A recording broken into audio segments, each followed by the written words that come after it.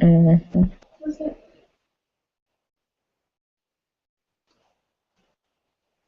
Oh, you're on the video. Hi, everyone. Felicia Streeter here, where we help entrepreneurs just like you, whether you're a trade contractor, maybe you are a small business owner, maybe you're a woman-owned business, small minority-owned business, a veteran business, a service-disabled veteran business. So anyone that is looking to tap into the marketplace of the biggest spender in the world, which is our federal government, then you're in the right place, because today our topic is overcoming federal contracting challenges. And so what I want to share with you is some of the myths that I'm sure you've heard along the way, right? And maybe it's preventing you from taking that dive and stepping into federal contracting, or maybe you've tried it out, but you're not having the success that you so desire, or maybe you're in that subcontractor role. You may not be tier 1 or tier 2, and you want to, up your game and, move up the chain there into that tier 1, tier 2 level, or maybe you aspire to be that prime contractor. So I want to share some of the myths that I've heard, and you probably heard them too, whether someone told you or you kind of made them up in your head because it's the federal government. So that's what we're going to talk about today, is a few of the myths that's out there. And so what I'm going to do is kind of bust through those myths for you so that you can move forward. All right, so let's dive in. So the first myth is that I hear all the time is that the federal government pays slow. So let me break this down for you. Here's the deal with federal contracting, doing your invoicing and receiving your payments from the federal government. My personal experience in dealing with the government for well over 10 years is that they pay on time. Now, what may happen is if you don't have your paperwork in order, maybe you have not sent them everything that they've requested, then yeah, you may receive your payment slower than what you anticipated. But again, that just means the ball is in your court. It's something that you didn't do.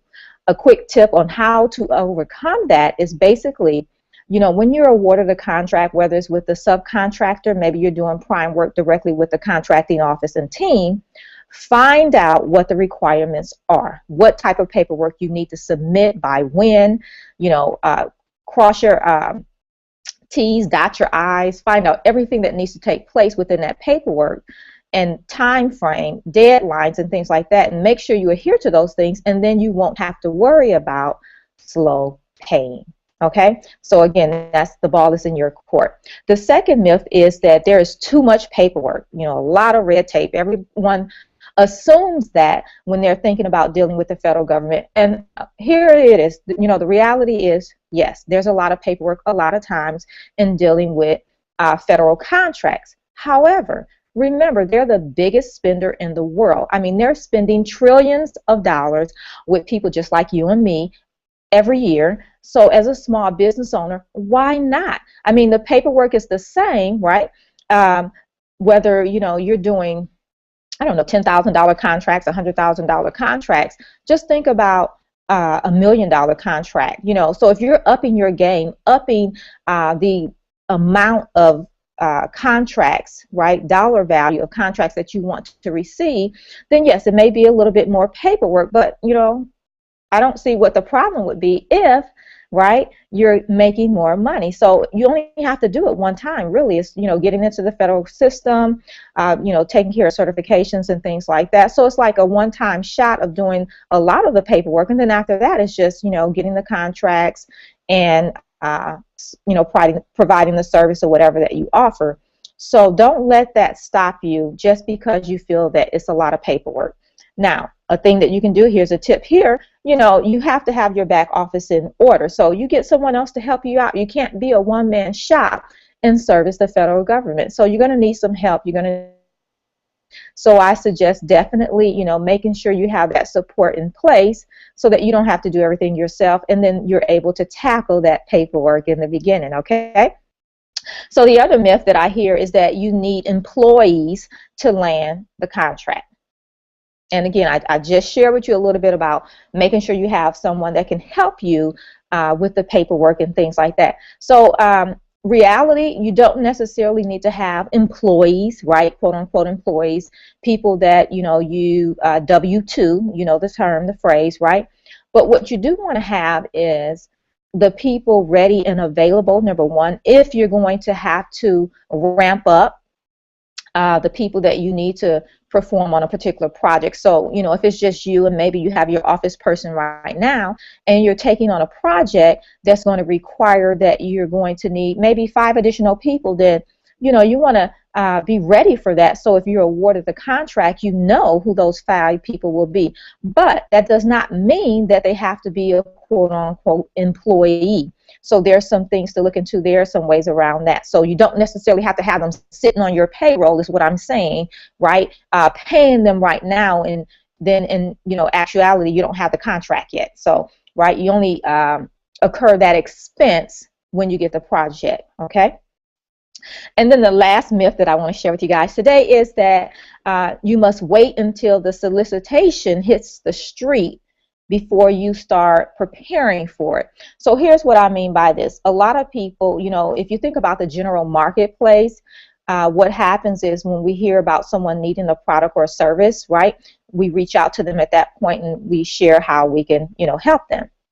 Well, in federal contracting, you don't want to do that. You don't want to wait till it hit the streets, because once it hits the streets, then everybody knows about it, right? And you're not ahead of the game. And sometimes the time frame to actually bid and submit a proposal on a project is, it could be 2 weeks time frame. So sometimes, that's not enough time for a lot of people. So you want to find out what their needs are for over the next, 6 months to 12 months. What type of projects, solicitations will they be putting out, so that you can start to prepare beforehand if it's something that you want to bid on, right? So if that means that you may have to ramp up employees, maybe you need to get a partner to go in on that project with you. So you want to know that beforehand, because you got to build a relationship before you need it, right? So those are just some of the myths that I wanted to share with you today as it relates to overcoming the challenges of stepping into federal contracting. All right, so again, what did we share here? The myth about the government pays slow. That's a myth. As long as you do the paperwork correctly, they'll pay you on time. The second myth is that it's a lot of paperwork, and that's just the reality. Yes, it is a lot of paperwork. However, you're talking about the trillion-dollar biggest spender in the world, and if you can tap and get your piece of the pie, why not take the time and do the paperwork, right? It's well worth it.